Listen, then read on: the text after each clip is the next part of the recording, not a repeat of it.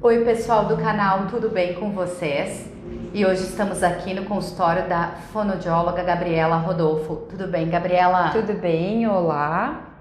E o tema abordado hoje será: quando a gente procura um fonoaudiólogo para entender sobre o atraso da fala e também quem faz esse encaminhamento.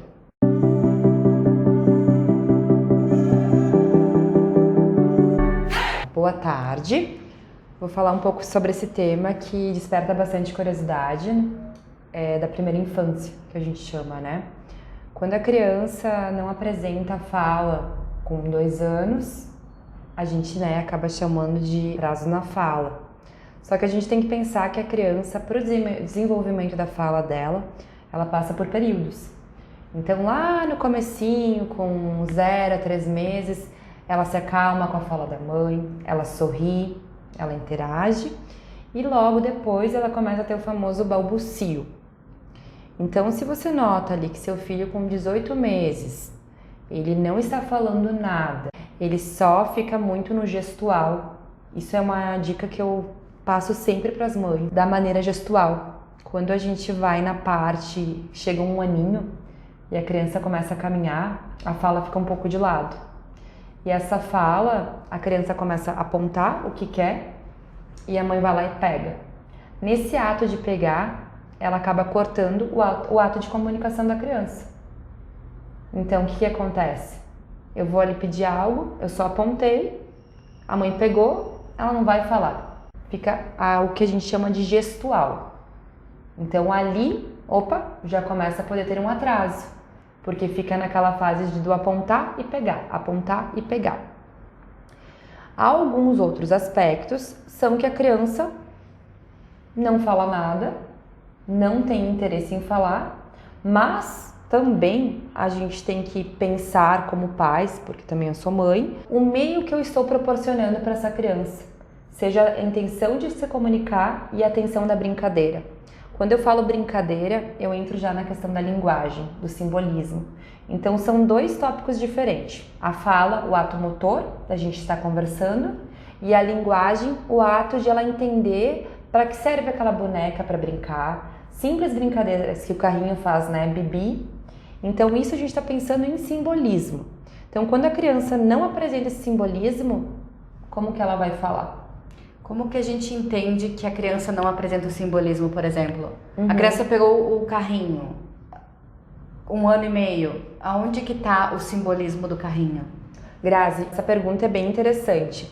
Se tu colocar uma criança em casa e tu colocar vários brinquedos, tá? Seja uma casinha de boneca, um carrinho, tu vai perceber se ela sabe ou não, se tem algum significado. Então, a maneira que tu vai ver isso vai ser de como ela manipula esse objeto. Se ela manipula um objeto sem sentido algum, o sentido que eu faço é pegar um carrinho, mexer, fazer bibi, bumbum. Ela já vai ter essa capacidade de estar fazendo. Quando ela não faz isso, a gente tem que pensar, temos um atraso ali. Ela não está apresentando simbolismo.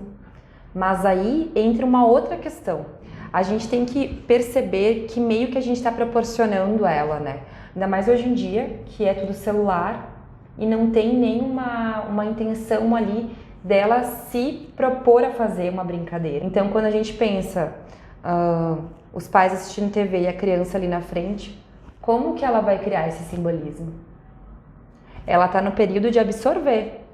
Então, cabe a nós, como pais, fazer atividades que proporcionem isso. A fala é uma maneira organizada. Se a gente pensar que a gente não tem uma organização ali de estar na brincadeira, criando a questão da linguagem de simbolismo, aquela brincadeira sem sentido algum, como que ela vai falar? Então é muito, muito importante essa primeira infância ter esse cuidado. Essa primeira infância a gente pode prevenir muitas coisas, muitos atrasos. Outra questão que entra, às vezes a criança chega num consultório e que é comum, parece ser estranho, mas que é comum uma criança chegar com quase 2 anos e não perceberem que ela tem perda auditiva.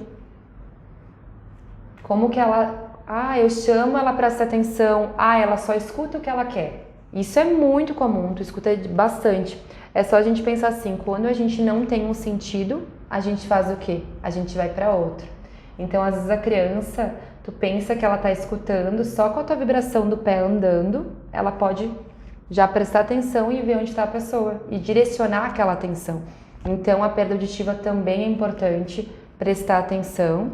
Sempre falo no meu consultório, quando vem um paciente, uma criança, que tem a queixa de atraso na fala, que não fala, eu sempre encaminho para um exame auditivo. Sempre. Independe se vem algum diagnóstico, porque o diagnóstico sempre quem dá é o neurologista, né? Seja para falar que é autista, alguma outra forma, é o neurologista que passa e a gente, na nossa área, vai colocar da nossa maneira o que a gente encontrou de atraso. Independe se essa criança vem com esse diagnóstico para mim, eu não rotulo e eu penso em olhar no geral. No geral, quando eu digo, é descartar possibilidades por que ela não está falando, né? Pra gente não passar despercebido. A gente não pode achar que um diagnóstico é só aquilo. Infelizmente, às vezes pode vir com uma comorbidade e passar batido porque essa criança tem aquele diagnóstico. Então, eu acho bem importante. E tu me fez uma outra pergunta, né? Sobre como procurar, como encaminhar. Do encaminhamento, o próprio pediatra normalmente encaminha e bastante o neuropediatra, que essas crianças já vêm com algum acompanhamento.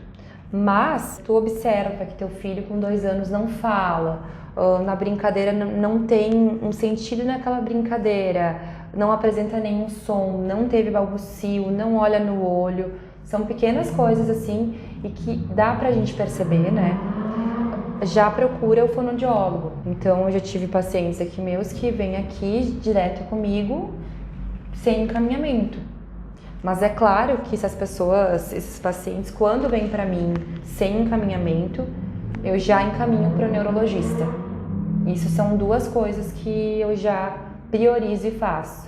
Porque a fala, é a área do fonoaudiólogo, mas a gente sabe que existem questões que a gente precisa trabalhar com um trabalho multidisciplinar. Não é só a minha parte, então a gente tem que pensar num conjunto para estar fazendo com que essa criança se favoreça e se estimule.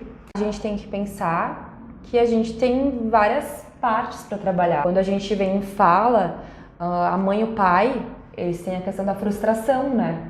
Poxa, meu filho não está falando.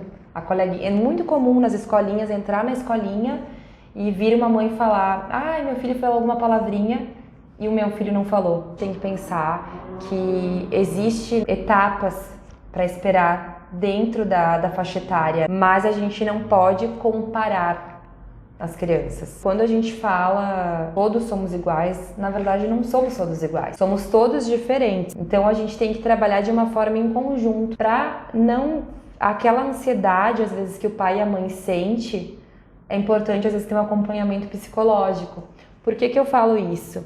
Porque às vezes a mãe fica repetindo, ou a mãe ou o pai, enfim, repetindo aquela palavra, e não dá espaço para a criança tentar falar. Ela corta aquela intenção comunicativa. E tem outro fator, a gente precisa ter um acompanhamento como profissional, no caso com fonoaudiólogo, porque existem sons de fonemas que a gente tem que esperar dentro daquela idade dela. A gente não pode querer que essa criança com 2 anos venha falar uma palavra correta com um som do fonema R, que esse é um fonema que adquire lá perto dos 5 anos, né? Quando 5 anos a criança começa a ter a fala adulta, que a gente diz. Então, para a gente finalizar esse bate-papo, a gente gostaria de algumas dicas aí para os pais que estão vendo esse vídeo agora em casa. Então, as dicas que eu venho a passar para os pais, que é fundamental nessa primeira infância, e criança precisa brincar, né? É a brincadeira. O que eu me refiro na brincadeira? A brincadeira, seja ela do faz de conta. Com esse faz de conta, a gente já vem entrando na linguagem, fazendo simbolismo, né? Que ela entenda que é aquele carro para andar, que faz bibi. A outra parte que eu acho extremamente importante e que vem muito no consultório é a parte quando a criança fica gestual. Então, o que acontece? Ele aponta, a mãe pega e entrega. Não. Quando ele apontar, você pega e fala o que você quer, ele vai ficar tentando falar, provavelmente ele não vai falar a palavra. Ele vai falar: ah, você quer a caixa? vai mostrando, para não cortar essa intenção comunicativa. Quando a gente coloca um objeto que a gente nomeia, coloca a parte perto da boca, para ela ver essa parte motora, como movimenta e o som, a gente está querendo criar uma intenção comunicativa com que essa criança venha a se estimular e querer falar, né? Então é o brincar, nomear, e assim, gente, eu acho que essa idade tem que aproveitar porque passa rápido, ficar atento aos sinais que eu havia falado anteriormente, e qualquer dúvida, fico à disposição. Então, pessoal, por hoje a gente vai encerrar esse vídeo. Vou agradecer a Gabriela, muito obrigada por estar aqui no canal. Eu agradeço o convite, né? E assim, qualquer dúvida eu fico à disposição, qualquer questionamento que venha aparecer, que ocorrem bastante, esclarece, mas também vem muitas dúvidas depois e eu fico à disposição. Beijo, pessoal. Beijo. Tchau. Tchau.